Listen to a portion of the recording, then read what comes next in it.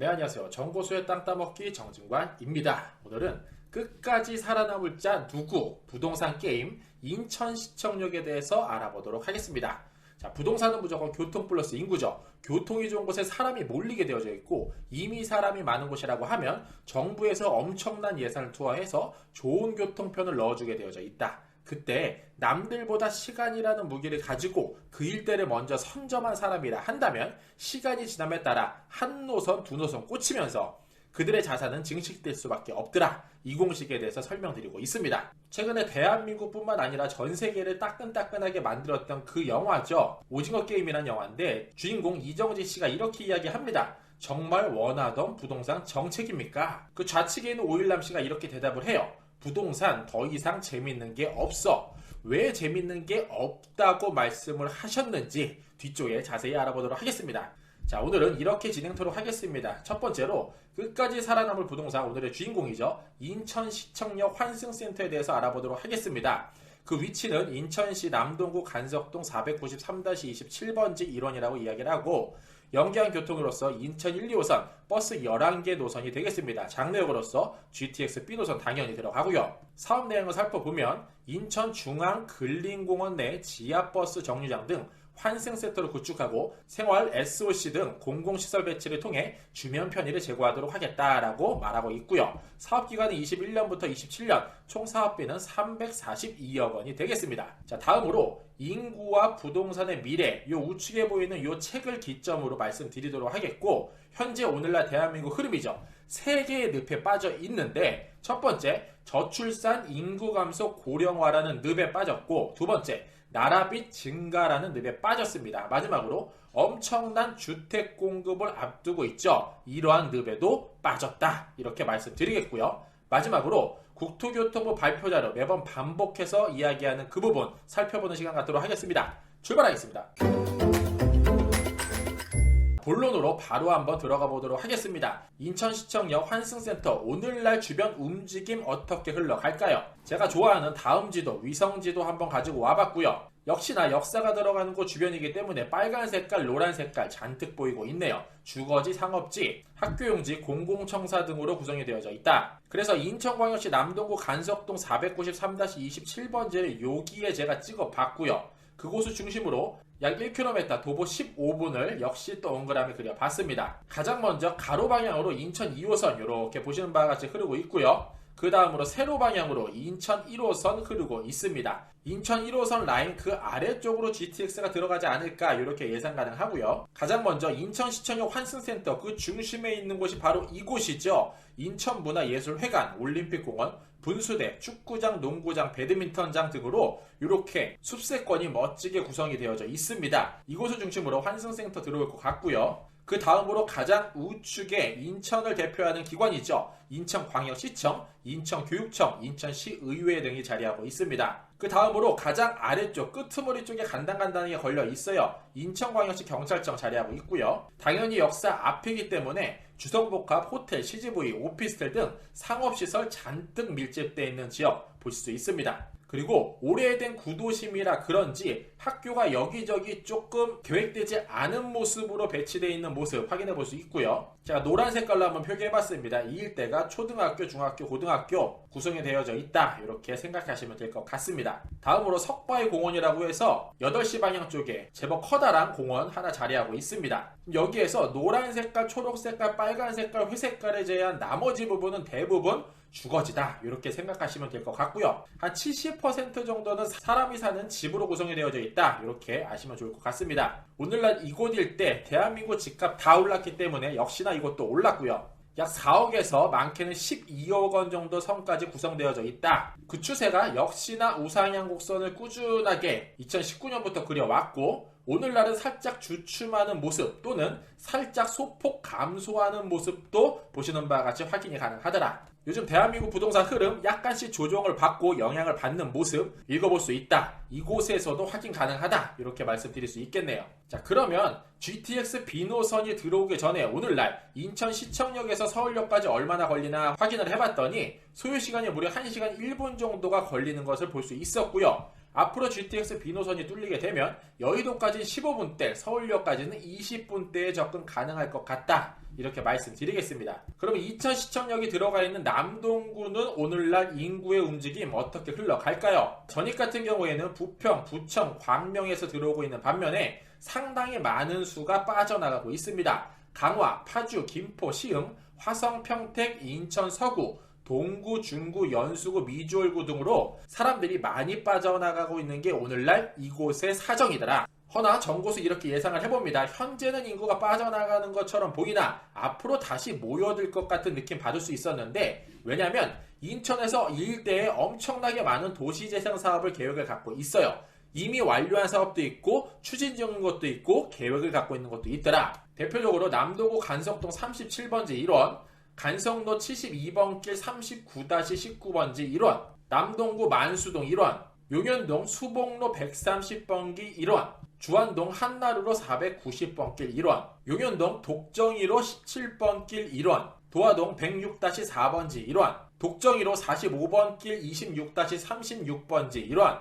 이러한 내용들 인천시청 홈페이지 들어가시면 보실 수 있고요. 뿐만 아니라 만수 주공 아파트도 재건축을 계획하고 있더라. 이러한 흐름 한번 짚어볼 수 있을 것 같습니다. 그러면 이 일대에 낮았던 건물들을 다 허물고 엄청나게 높이 짓는 사업하면서 GTX B노선 꽂히게 된다면 이 일대 인구수 줄어들까요? 당연히 늘 수밖에 없더라. 이렇게 체크해 볼 수 있을 것 같습니다. 자, 그러면 앞으로 인천시청 역사 인근에 어떠한 모습을 기대해 볼 수 있을까요? 오늘날은 없지만 앞으로 이러한 것 들어갈 것 같습니다. 제가 내용 한번 읽어봐 드릴게요. GTX역에 랜드마크형 환승센터를 건립하겠다라고 인천에서 발표를 했죠. GTX B노선 부평역, 인천시청역, 송도역 내에 3분 이내에 환승이 가능하고 미래지향적 디자인을 갖춘 랜드마크형 환승센터가 조성이 된다. GTX 역사 환승센터 시범사업 공모에 인천광역시 3개 역사가 모두 선정이 됐다. 기본 구성 용역비도 우선 지원을 받게 되고요. 앞으로 인천시청 역사는 친환경 공연형 환승센터로서 중앙공원의 우수한 경관과 조화롭게 어우러지도록 건축 디자인을 할 예정이다. 이러한 흐름 한번 읽어볼 수 있을 것 같습니다. 허나 오늘날 대한민국은 이러한 늪에 빠져 있죠. 이름하여 3대 늪이라고 이야기하는데, 이렇게 제 머리 위에 있는 사진, 한번 빠지면 나오기 힘든 이러한 늪을 한번 제가 사진을 가지고 와봤는데, 가장 먼저 저출산 인구 감소 고령화의 늪이죠. 이 사진 굉장히 유명한 사진이 되겠어요. 1학년은 요만큼밖에 안 되는데 6학년은 이렇게 많다. 즉 오늘날 태어나고 있는 아이 수가 굉장히 적다. 다음으로 나랏빛 증가의 늪에 빠졌습니다. 21년 11월 9일자 기사인데, 한국이 나랏빛 증가율이 전 세계에서 1등이라고 하고 심지어 IMF가 경고까지 했다고 합니다. 자, 마지막으로 엄청난 주택 공급의 늪에도 빠졌죠. 저출산하고 인구 감소하고 고령화가 되면서 나랏빛은 엄청나게 늘어나는데 앞으로 집은 폭발적으로 증가할 것 같아요. 이렇게 간단하게 한번 읽어봐도 상식에서 많이 벗어나는 흐름인 게 분명하죠. 자세히 한번 알아볼게요. 자, 저출산 인구 감소 고령화의 늪. 자, SBS에서 이렇게 한번 뉴스가 나왔었습니다. 제가 한번 요약해서 말씀드려 볼게요. 10대 미혼자만 감소하고 20대 이상 미혼자 모두 증가하고 있는 추세고요. 가장 열심히 일을 하고 가장 많은 애를 낳아야 될 30대 미혼율이 증가폭 가장 크다. 30대 미혼율이 2015년 36.3%에서 지난해 42.5%로 증가를 했고요. 30대 남성 미혼율이 심지어 50.8%, 2명 모이면 1명, 30대 남자는 결혼을 안 했더라. 뿐만 아니라 결혼함에 있어서 교육 수준까지도 한번 고려를 해볼 필요가 있는데, 성별에 따라 큰 차이가 있었고, 남성 같은 경우에는 고학력일수록 결혼하는 수가 많아지는 반면에 여성 같은 경우에는 학력이 높아지면 높아질수록 결혼을 안 하는 추세더라. 이러한 흐름과 추세로 보면은 점점점 학력은 높아지면서 개인을 위한 생각, 자기 만족을 위한 삶을 추구하는 사람들이 많아지고, 여러 가지 이유가 복잡다반하다 보니 결혼을 안 하는 주된 이유가 대체적으로 돈이나 직업이 아닌 것으로 분석이 되고 있으며, 20세 이상 인구 중 42.9%는 직접 일을 해서 생활비를 마련하는 반면, 캥거루족이라고도 부르죠. 전체의 7.5%, 약 313만 9천 명 정도는 캥거루족으로 지내고 있고, 심지어 30대에서 40대 캥거루족이 5명 중 1명이더라. 이러한 뉴스 사실 정확히 10년 전쯤에 일본에서 그려졌던 모습이었어요.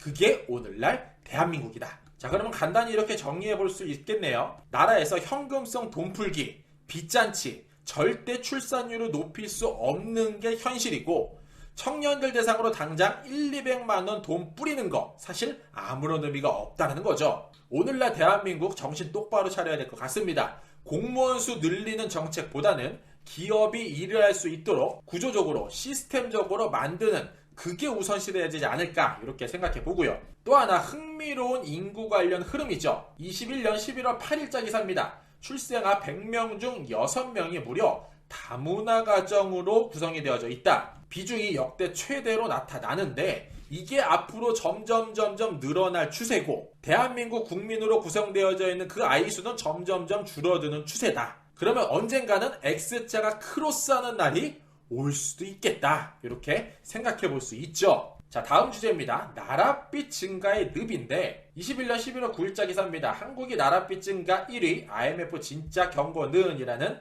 기사가 되겠습니다. 제가 한번 읽어봐 드릴게요. 국제통화기금 IMF는 매년 4월과 10월 두 차례 재정 점검 보고서를 발표를 하죠. 여기서 나온 내용인데 이재명 지사는 이렇게 이야기해요. 곳간이 꽉꽉 채워지고 있다. 돈 뿌려도 괜찮다 라고 이야기하는 반면에 김부겸 국무총리는 나와서 이렇게 이야기합니다. 당장 재력이 없다. 돈이 없다. 따라서 서로 다른 얘기들이 나오고 의견이 조금 다르다는 모습을 확인해 볼 수 있죠. 그러면 제3자의 눈으로 본 우리의 재정 상태는 어떨까라는 제목이 되는데 자, 핵심 내용은 이럴 것 같아요. 일반 정부 국가 채무 비율 증가폭이 한국이 35개국 중에서 1등이다. 선진국으로 분류한 35개국 중에서 21년부터 26년까지 가장 많은 빚이 증가한 나라는 대한민국이고 21년도에는 51.3%, 26년도에는 66.7%가 예상이 된다. 자, 우리나라는 뭐든지 앞서 나가고 굉장히 빠른 것 같습니다. 이렇게 보시는 바와 같이 당당하게 1위를 차지하고 있고요. 그러면 이렇게 생각을 해볼 수도 있죠. 다른 나라는 어떤데? 그 질문에 이렇게 답을 합니다.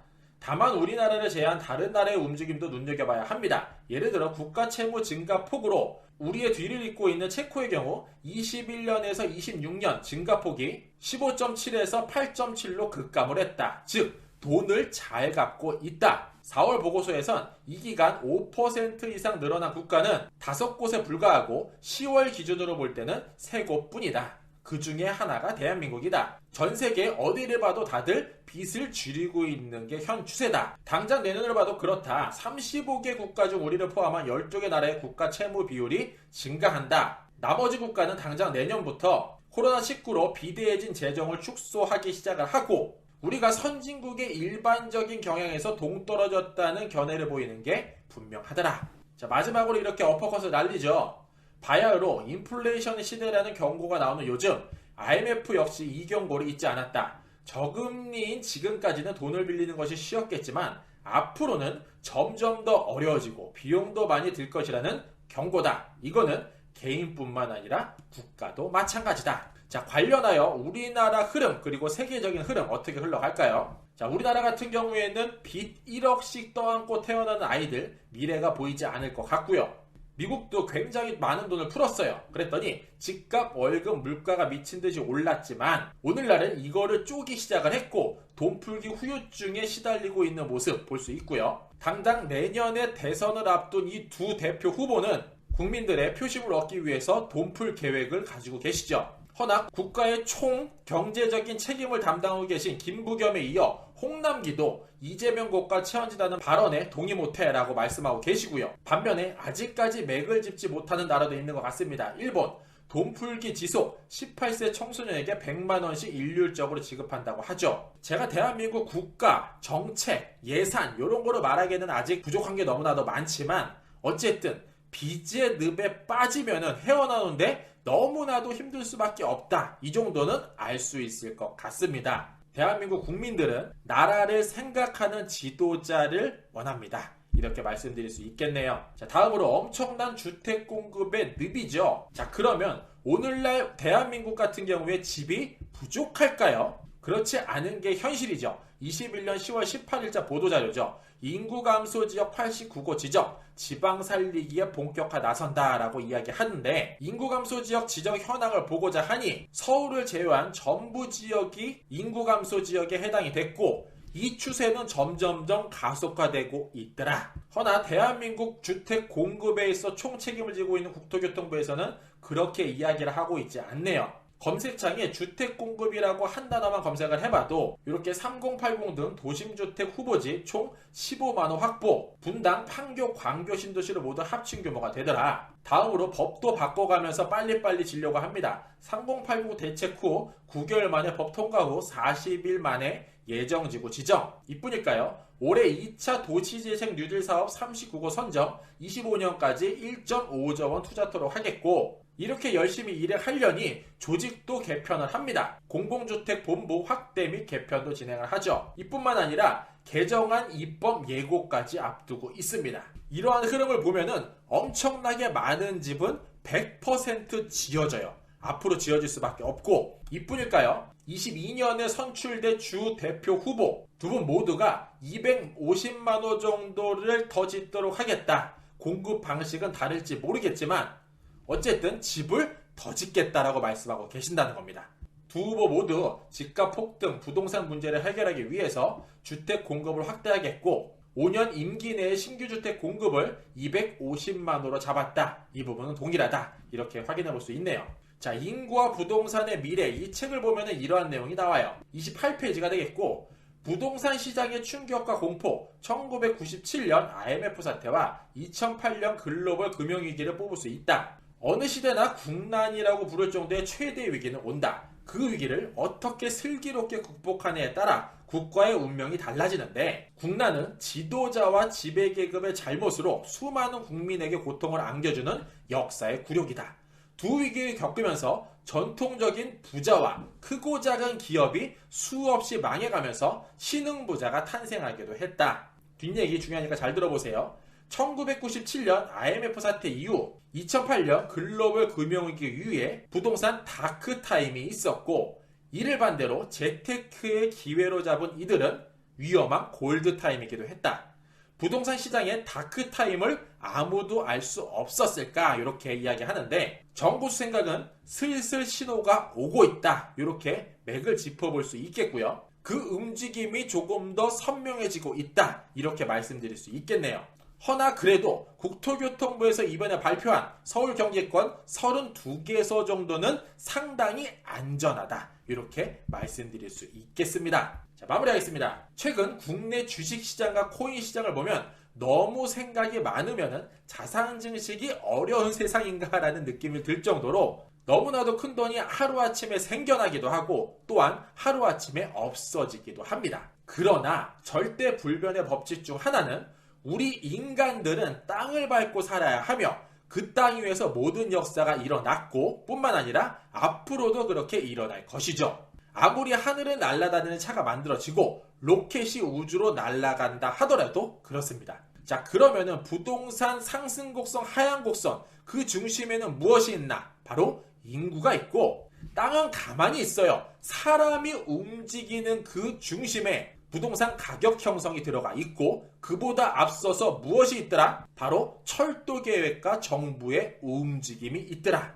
이 부분을 남들보다 조금 더 앞서서 빨리 움직여 선점하면 되더라. 이 부분을 계속 정고수 반복해서 말씀드리고 있습니다. 자, 아무리 혼란스러운 대한민국 부동산 미래라 하더라도 과거에도 그랬고 지금도 그랬고 앞으로도 계속될 그곳 인천시청역에 대해서 알아봤습니다. 이상으로 정고수였습니다. 안녕.